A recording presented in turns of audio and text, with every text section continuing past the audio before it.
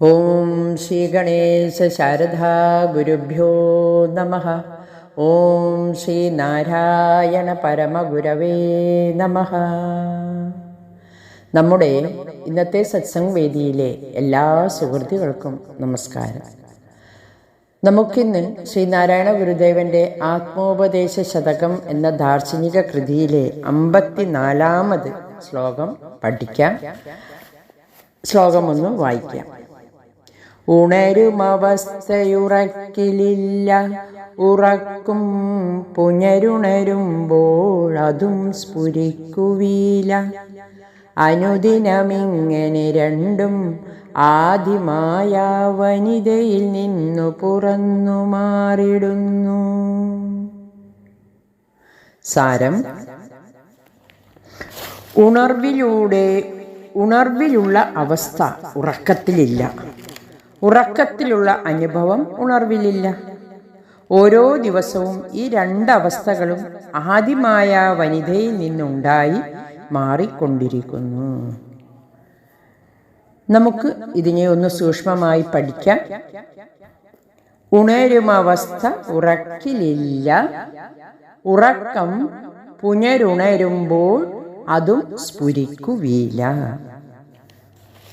നമുക്ക് ഉണർവ് എന്നൊരവസ്ഥ, നാം പറയുന്നത് ജാഗ്രതാവസ്ഥ, ഉറക്കം എന്നൊരു സുഷുപ്തി അവസ്ഥ ഉണ്ട്. ഈ രണ്ടവസ്ഥകൾ നമുക്കുണ്ട്. ഗുരു ഉപദേശിക്കുന്നത് ഈ പ്രാപഞ്ചികാനുഭവത്തിൻ്റെ അസ്ഥിരതയാണ് ഈ ശ്ലോകത്തിലേക്കൂടി പറഞ്ഞു തരുന്നത്. പ്രാപഞ്ചികാനുഭവം, അതായത് നമുക്ക് നിത്യജീവിതത്തിൻ്റെ അനുഭവത്തിൻ്റെ ഒരു നിമിഷം പോലും അതിന് പോലും അസ്ഥിരതയാണ് എന്നാണ് ഗുരു പറയുന്നത്. നമ്മൾ കഴിഞ്ഞ ശ്ലോകത്തിൽ പഠിച്ചു, മതി അറിയുവാൻ എന്നോ നാം പഠിച്ചു. മതി അതിലാക്കി മറന്നിടാൻ മായാമതി അറിവാൻ മനനം തുടർന്നിടേണം. മായാമതി അറിവാൻ മനനം തുടർന്നിടേണം എന്ന് കഴിഞ്ഞ ശ്ലോകത്തിൽ നാം പഠിച്ചു.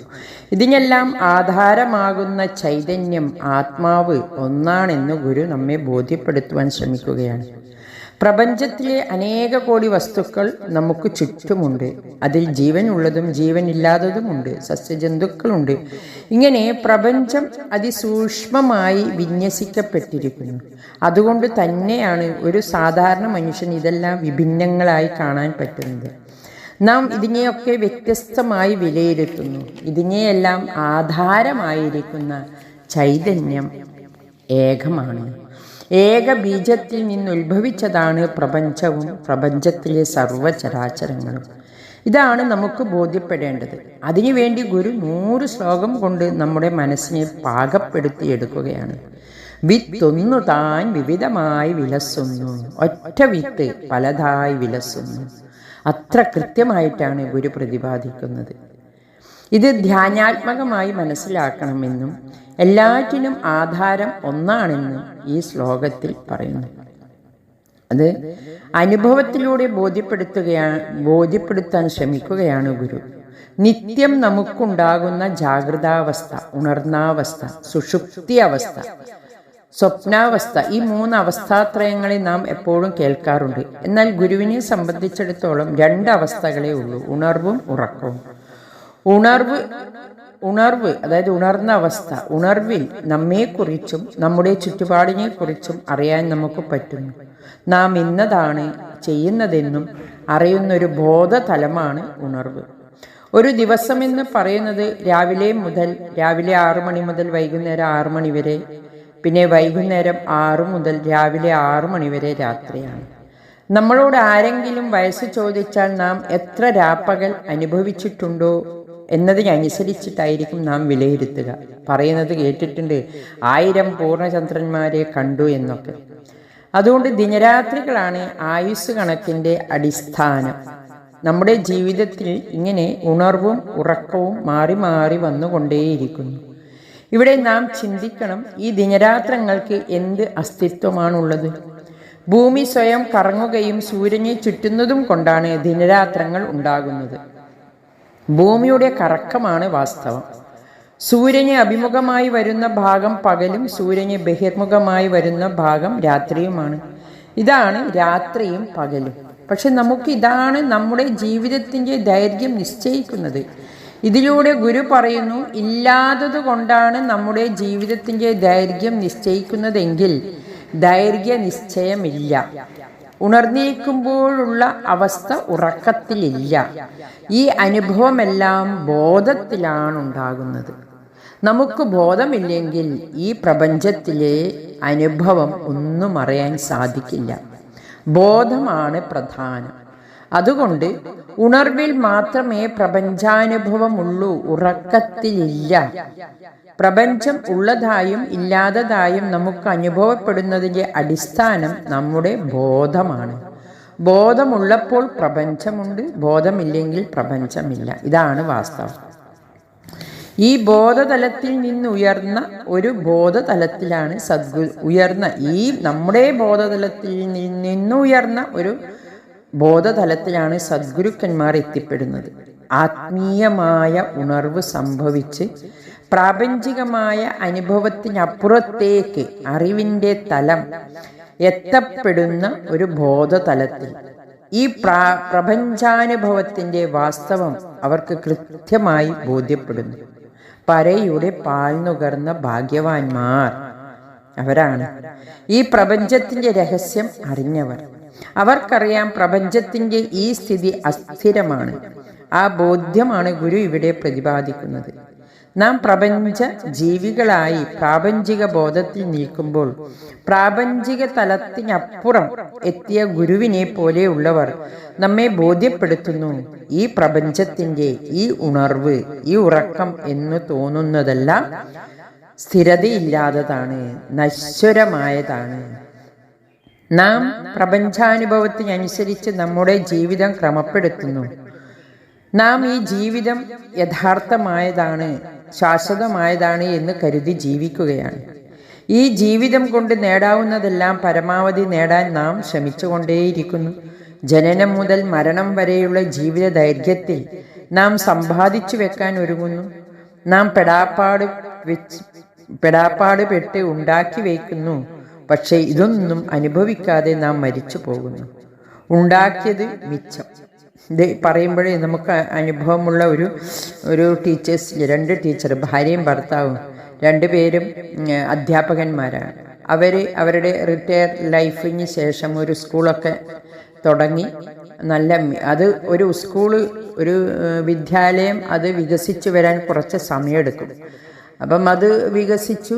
അവരുടെ ആ ഒരു മരണം വരെ അവരതിനു വേണ്ടി നന്നായി പെടാപ്പാട് പെട്ട് അതിനെ നല്ലൊരു കാര്യത്തിൽ എത്തിച്ചു. പക്ഷേ അവർ മരിച്ചതിന് ശേഷം അവരുണ്ടാക്കി വെച്ചതെല്ലാം മക്കൾ തമ്മിലടിച്ചത് നശിപ്പിച്ചു എന്ന് വേണം പറയാൻ. ഇപ്പം മരണം വരുമ്പോഴേക്കും ഇതെല്ലാം ബാധ്യതയായി മാറുന്നു. കാണുന്നതൊക്കെ വാസ്തവമാണെന്ന് കരുതി നാം ജീവിക്കുന്നത് കൊണ്ടാണ് ഇതൊക്കെ ഉണ്ടാക്കി വെച്ചിട്ട് ഇങ്ങനെയൊക്കെ സംഭവിക്കുന്നത്. നമുക്കൊരു കാര്യം ചെയ്യാം. ഇതൊക്കെ ഉണ്ടാക്കിയാലും അവസാനം ഇതൊക്കെ കൈയൊഴിഞ്ഞു കൊടുക്കാൻ നമുക്കറിയണം. എങ്കിൽ അത് മറ്റുള്ളവർക്ക് ഉപകാരപ്രദമാകും, നമുക്കത് ബാധ്യതയുമാകില്ല. അങ്ങനെ ചിന്തിക്കാം. നമുക്കുണ്ടാക്കി വെക്കണം എന്ന ചിന്ത എപ്പോഴാണ് ഉണ്ടാകുന്നത്? ഈ കാണുന്നതൊക്കെ വാസ്തവമാണെന്ന് ധരിക്കുന്നത് കൊണ്ടും സമൂഹത്തിൽ നമ്മെ വിലയിരുത്തുന്നത് സമ്പാദ്യത്തിൻ്റെ അടിസ്ഥാനത്തിലാണ് എന്ന് കരുതുന്നതും കൊണ്ടുമാണ്. നാം വ്യർത്ഥമായി ലൗകികമായി ഭൗതികമായ വിഷയങ്ങൾ വാരിക്കൂട്ടുന്നത്. നിത്യം അനിത്യം എന്ന വിവേകം വരുമ്പോൾ സ്ഥിരതയുള്ളതിനെക്കുറിച്ച് ചിന്തിച്ച്, ശാശ്വതമായ ആത്മശക്തിയെക്കുറിച്ച് ചിന്തിച്ച് അതിനുവേണ്ടി പ്രയത്നിക്കുന്നതല്ലേ നല്ലത്? നമ്മുടെ അറിവ് കൊണ്ട് സമ്പാദിക്കാൻ പറ്റുന്നത് സമ്പാദിച്ച് അറിവിനെ ശാശ്വതമാക്കിക്കൊണ്ട് പോകാൻ ശ്രമിക്കാം. ഇങ്ങനെ കാഴ്ചപ്പാടുകൾക്ക് മാറ്റം വരുത്തണം. അനശ്വരതയിലേക്ക് നമ്മുടെ ശ്രദ്ധ പോകണം. അമരത്വത്തിലേക്ക് നമ്മെ നയിക്കാം. നമ്മുടെ ജീവിത വീക്ഷണം മാറ്റി ബാധ്യതയാകുന്ന ഭൗതിക ആസ്തിയിൽ നിന്ന് ആത്മബോധത്തിലേക്ക് ഉയരാൻ നമുക്ക് ശ്രമിക്കണം. ഉണർവ് അസ്ഥിരം, അതായത് ബോധവികാസമാണ് മനുഷ്യരിൽ ഉണ്ടാവേണ്ടത്. അപ്പോൾ അറിവിലും കാഴ്ചപ്പാടിലും മാറ്റം വരും. അറിവ് കൊണ്ട് ജീവിതത്തിലെ പ്രയാസങ്ങളെ അതിജീവിക്കാൻ പറ്റും. അപ്പോൾ ജീവിതം ആസ്വദിക്കാം. ഭൗതികമാകുന്ന കുറവുകൾ അവരെ ബാധിക്കുകയില്ല. പ്രപഞ്ചത്തെക്കുറിച്ചിട്ടുള്ള ഉൾക്കാഴ്ച നമുക്കുണ്ടാവണം. ബ്രഹ്മമാകുന്ന പ്രപഞ്ചവും സത്യമാകുന്ന അറിവിനെയും കുറിച്ചാണ് സാധകരെ ബോധ്യപ്പെടുത്തുകയാണ് ഗുരു. അപ്പം ഉണർവ്, ഉറക്കവും രണ്ട് അനുഭവ തലങ്ങളാണെന്ന് നാം പഠിച്ചു. ഈ അവസ്ഥകൾക്ക് സ്ഥായി ഭാവവുമില്ല, ശാശ്വതാവസ്ഥയില്ല. ഈ പ്രപഞ്ചാനുഭവം സത്യമല്ല എന്നൊക്കെ നാം അറിഞ്ഞു. അടുത്തത് അനുദിനമിങ്ങനെ രണ്ടും ആദിമായ വനിതയിൽ നിന്ന് പുറന്നു മാറിയിടുന്നു. അനുദിനമിങ്ങനെ രണ്ടെന്ന് പറഞ്ഞാൽ ഉറക്കവും ഉണർവും. അതായത് വാസ്തവം എന്ത് എന്ന് നാം പഠിച്ചു. ദിനരാത്രങ്ങളുടെ വാസ്തവം ശാസ്ത്രീയമായി നാം പഠിച്ചപ്പോൾ മനസ്സിലായി ദിനരാത്രങ്ങളില്ലാത്തതും ഭൂമിയുടെ കറക്കം മാത്രമേ ഉള്ളൂവെന്ന്. ഇതിൻ്റെ ഫലമായി ദിനരാത്രങ്ങൾ അനുഭവവേദ്യമാകുന്നു. അതും നമ്മൾക്ക് അനുദിനം രണ്ടും ബോധമുണ്ടെങ്കിൽ ഈ പ്രപഞ്ചാനുഭവം ഉണ്ട്. ഇനി ഈ അവസ്ഥകൾ രണ്ടും ആദിമായാ വനിത, ആദി കാരണത്തിൽ നിന്നാണ് മായാവനിത. എന്താണ് ഈ മായ? ന വിദ്യതേ യ സാ മായ. ഇല്ലാത്തതും ഉണ്ടെന്ന് തോന്നുന്നതുമാണ് മായ. അപ്പോൾ ഇല്ലാത വനിത, ഇല്ലാത്തതായ മായ ഉണ്ടാക്കുന്ന അനുഭവമാണ് പ്രപഞ്ചാനുഭവം. ഇല്ലാതെ മായയിടും ഉല്ലാസം, ഇല്ലാതെ മായയുണ്ടാക്കുന്ന ഉല്ലാസം പ്രപഞ്ചം. അഖണ്ഡമായ അറിവ്, സകലവും പേറുന്ന ആദിബീജം. അഖണ്ഡമായ ബോധത്തിൽ നിന്ന് ഈ ഇല്ലാതെ വനിത സ്വീകരിച്ച സൃഷ്ടിയാണ് പ്രപഞ്ചം. ഇത് ദൈവദശകത്തിൽ നമുക്ക് വ്യക്തമായി മനസ്സിലാക്കാം. നീയല്ലോ മായയും മായാവിയും മായാവിനോദനും, നീയല്ലോ മായയെ നീക്കി സായുജ്യം നൽകും ആര്യനും. ആദി കാരണമായ ദിവ്യപ്രകാശത്തെ നമുക്കറിയില്ല. നാം പ്രപഞ്ചത്തിലെ ചരാചരങ്ങളെയാണ് കാണുന്നത്. നാം ദിവ്യ ചൈതന്യമാണ്, നമുക്കതും അറിയില്ല. മായാ പെണ്ണ് പെറ്റ പ്രപഞ്ചമാണ്, ഇല്ലാതെ പെണ്ണ് പ്രസവിച്ചു. അതുകൊണ്ട് നമുക്ക് ഭഗവത് സ്വരൂപത്തെ അറിയാൻ പറ്റുന്നില്ല, ദിവ്യപ്രകാശത്തെ അറിയാൻ പറ്റുന്നില്ല. മായയെയും ഭഗവാനിൽ നിന്നാണ് മായയും ഉണ്ടാകുന്നത്. ഭഗവാനിൽ നിന്നാണ് മായയും ഉണ്ടായത്. ഇതെല്ലാം ആത്മാവിൽ നിന്നുണ്ടായതുകൊണ്ട് നാം സഹോദരങ്ങളാണ്. മരമായാലും മനുഷ്യനായാലും ആത്മാവിനെ പ്രവർത്തിക്കണമെങ്കിൽ ശരീരം പേറുന്നു, പ്രവർത്തിക്കുന്നു, ചക്രീകമായിട്ട് ഇത് പോകുന്നു. നമ്മുടെ കർമ്മഫലം അനുസരിച്ചിട്ട് നാം ശരീരം വാസനക്കനുസരിച്ച് ശരീരം പേറുന്നു. ഇനി എങ്ങനെയുള്ള കർമ്മമാണ് നമുക്ക് വേണ്ടത് എന്നാൽ വാസനയും നിശ്ചയിക്കണം, കർമ്മനാശവും സംഭവിക്കണം. വാസനക്കൊത്ത ശരീരം ലഭിച്ച് ആ ശരീരം കൊണ്ട് വീണ്ടും കർമ്മം ചെയ്ത് ഇങ്ങനെ ചുറ്റി പോവുകയാണ് നാം, ചക്രീകം എന്ന് പറയും. ഗുരു പുനർജന്മത്തെക്കുറിച്ചും പറയുന്നുണ്ട്. അതായത് 56-ാമത്തെ ശ്ലോകത്തിൽ ഗുരു പറയുന്നു, കടലിലെഴും തിര പോലെ കായം ഓരോന്നുടനുടനേറി ഉയർന്നമർന്നിടുന്നു എന്ന് പറയുന്നുണ്ട്. കടലിലെഴും, അതായത് കടലിൽ തിരയുണ്ടാകുന്നത് പോലെ കായം, ശരീരം ഓരോന്നും ഉടനുടനേറി അമർന്നിടുന്നു. ആത്മാവ് ശരീരം സ്വീകരിച്ചും കൊണ്ട് ഉടനുടൻ കർമ്മങ്ങൾ ചെയ്യുന്നു. ശരീരം സ്വീകരിക്കുന്ന പ്രക്രിയ ഇല്ലാതാകുന്നത് എപ്പോഴാണ്? കർമ്മക്ഷയം ഉണ്ടാകുമ്പോൾ ജന്മങ്ങൾ ഇല്ലാതാകും. ഏറെ അമർന്നിടുന്നു. ബോധവികാസം സംഭവിച്ച് മനുഷ്യൻ പൂർണ്ണതയിലെത്തും. ഇത് നമ്മളാരും കണ്ടവരല്ല. ഈ സത്യങ്ങളൊക്കെ സദ്ഗുരുക്കന്മാരാണ് അറിഞ്ഞത്. ഗുരുക്കന്മാരുടെ ഉപദേശം പൂർണ്ണമായും അവരുടെ അനുഭവ സത്യമായതുകൊണ്ട് നമുക്ക് ആ ഉപദേശം പൂർണ്ണമായും വിശ്വസിച്ച് നമ്മുടെ ജീവിതത്തിൽ പകർത്തേണ്ടതാണ്. ഗുരു ഉപദേശത്തിനപ്പുറം വേറൊരു സത്യമില്ല. ഗുരുവിൻ്റെ അറിവ് അഖണ്ഡമാണ്. അഖണ്ഡമായ ബോധത്തിലേക്കുയർന്ന സദ്ഗുരുക്കന്മാർക്ക് ബോധ്യപ്പെട്ടതാണ് നമ്മോട് ഉപദേശിക്കപ്പെടുന്നത്. അവരെ വിശ്വസിച്ച് അവരെ അറിയുക, അത് മാത്രമേ നമുക്ക് വഴിയുള്ളൂ. ജന്മസംബന്ധവും ആത്മസംബന്ധവുമായ കാര്യങ്ങൾ പഠിക്കുന്നത് ഇങ്ങനെയാണ്. ഗുരു ആ അവസ്ഥയിലെത്തിയതുകൊണ്ട് അവരറിയുന്നു. പൂർണ്ണമായ ആത്മാവിനെ പേറുന്നതുകൊണ്ട് ഗുരുക്കന്മാർക്ക് ഉപദേശിക്കാനും എഴുതിവെക്കാനും സാധിക്കുന്നു. അത് സാധകർക്ക് പങ്കുവയ്ക്കാനും പറ്റുന്നു. മായാവനിതയിൽ പതിച്ച ബീജമാണ് ഈ പ്രപഞ്ചമായി മാറിയത്. അതുകൊണ്ട് മായാപ്പെണ്ണ് വാസ്തവത്തെ മറച്ചുവെക്കുന്നു. നമുക്ക് വാസ്തവത്തെ അറിയാതെ കാണുന്നതൊക്കെ വാസ്തവമെന്ന് നാം തെറ്റിദ്ധരിക്കുന്നു. ഇത് മായാപ്പെണ്ണുണ്ടാക്കിയ വികൃതിയാണ്. ഇത് തിരിച്ചറിഞ്ഞ് അഖണ്ഡമായ ബോധസ്വരൂപം സകല ജീവജാലങ്ങളെയും പുൽകിക്കൊണ്ട് ഉൾക്കൊള്ളുന്നു. അതുകൊണ്ട് നാം ആത്മസഹോദരങ്ങളാണെന്നറിഞ്ഞ് ജീവിക്കണം. അതുപോലെ സമൂഹത്തിൽ ഒരു വ്യക്തിക്ക് അവരവരുടേതായ കടമകളും കർത്തവ്യങ്ങളും തിരിച്ചറിഞ്ഞ് പ്രവർത്തിച്ചാൽ ആത്മാധിഷ്ഠിതമായ സമൂഹ ജീവിയായി നമുക്ക് ജീവിക്കാം. നാം സഹോദരങ്ങളാണ്, കല്യാണം കഴിക്കുന്നത് എങ്ങനെ?